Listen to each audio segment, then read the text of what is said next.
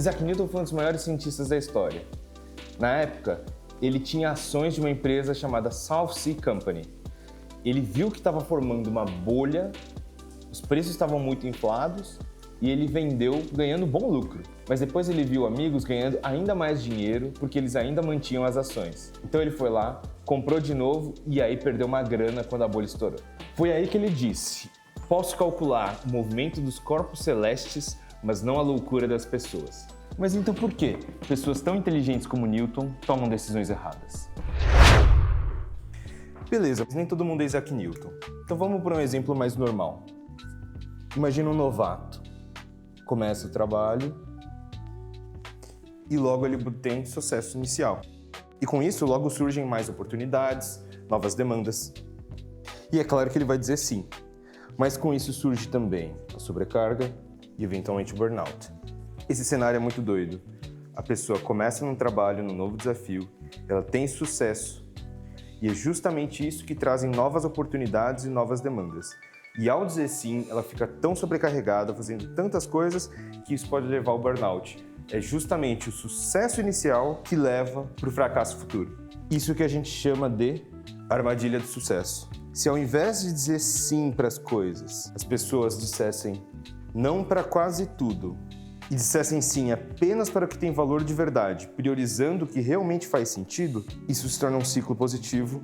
Muita gente chama por aí de essencialismo, que é basicamente focar única e exclusivamente naquilo que importa, naquilo que tem valor de verdade, para continuar tendo foco inicial que gerou sucesso ao longo do tempo.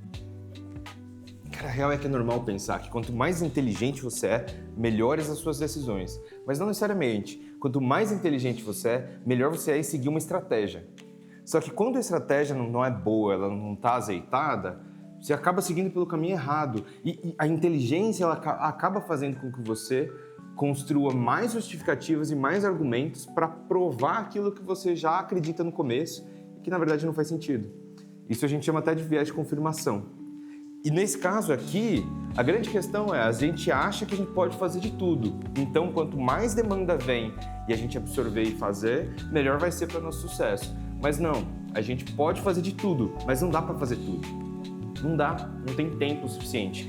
E a capacidade de dizer não, de priorizar e fazer as coisas que realmente têm valor é que diferencia as pessoas. Beleza, mas e quando a estratégia faz sentido e mesmo assim os resultados são questionáveis?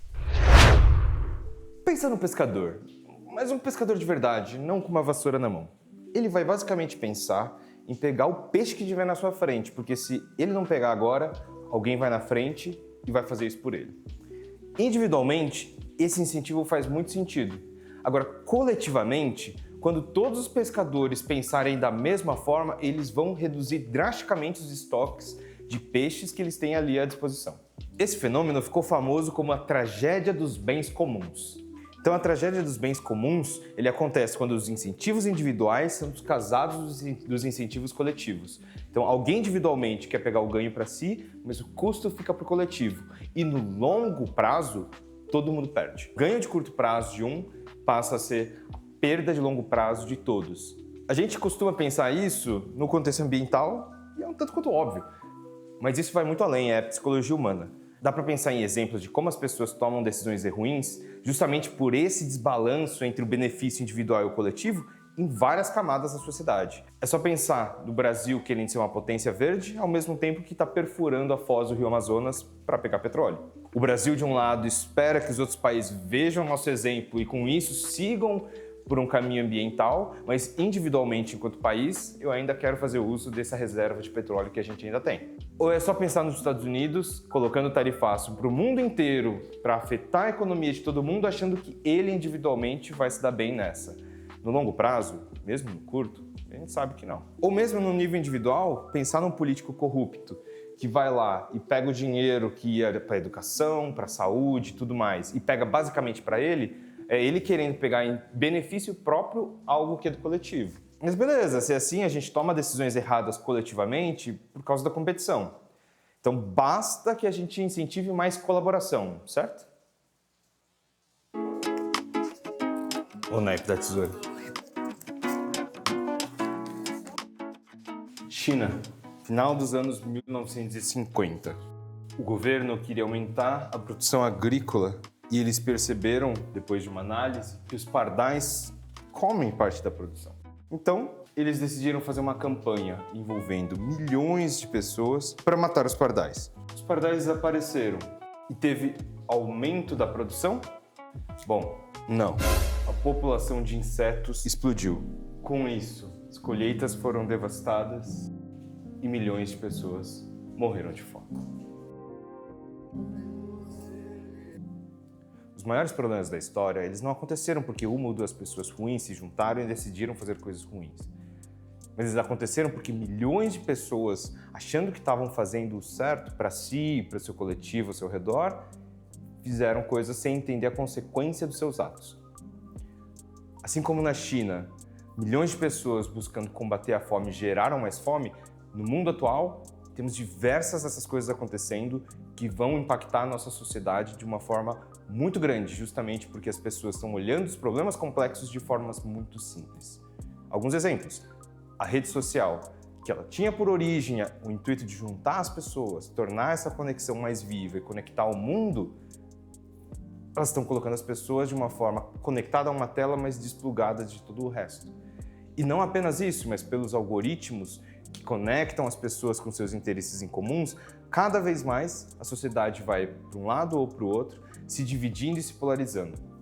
Então, quando a gente pensa na política, a gente começa a ver uma política cada vez mais identitária, cada vez mais polarizada e extrema, e vai colocando em risco a própria estrutura social que a gente tem. A IA, seus agentes autônomos, eles são incontornáveis, já são uma realidade. Mas as consequências disso a gente vai ver no longo prazo. E muito provavelmente o que vai acontecer é desemprego. Porque a mecanização que a gente teve na Revolução Industrial, ele automatizou os braços, a musculatura humana. Mas a IA, ela vai ser capaz de pegar a inteligência que a gente tem de uma forma muito mais exponencial e agora automatizar todo o processo cognitivo. O grande problema é que a gente não entende as implicações totais da inovação que a gente está criando. O desemprego é uma delas, mas como consequência disso tudo, como vai ficar toda a ordem social? Havendo uma massa populacional desempregada, e talvez até mais desempregável, como é que a gente vai manter uma sociedade coesa que trabalhe pelo coletivo e não só pelo benefício individual de, nesse caso em específico, pouquíssimas pessoas? As pessoas buscam alguém para culpar, os comunistas, os fascistas. Mas o problema é que, assim como um pescador que quer pegar um peixe a mais para garantir o seu sustento, todo mundo está tentando fazer o seu melhor. Mas na consequência da junção dos diferentes incentivos de diferentes atores, emerge ali todo um mal que a gente enxerga. E entender que a mesma ação gera tanto a parte positiva como a negativa, faz com que a gente tenha que entender que o problema ele é mais complexo do que as pessoas pensam. Porque é fácil você ter um inimigo em comum. É fácil você falar, a culpa é do comunismo, a culpa é do fascismo, a culpa é dele, daquele. E dessa forma, você pode colocar toda a culpa do mal da sociedade no outro e se eximir do problema. Todo mundo é parte do problema e parte da solução ao mesmo tempo. Conseguir criar uma colaboração no nível de profundidade de entendimento maior é um grande desafio. Seria muito mais fácil se a gente simplesmente tivesse inimigos a combater. Mas a verdade é que o inimigo está dentro da gente também. Então, para a pergunta do porquê que pessoas inteligentes tomam decisões idiotas, a verdade é que é muito mais difícil de tomar decisões inteligentes e que não gerem problemas e que no coletivo vão gerar o caos do que parece.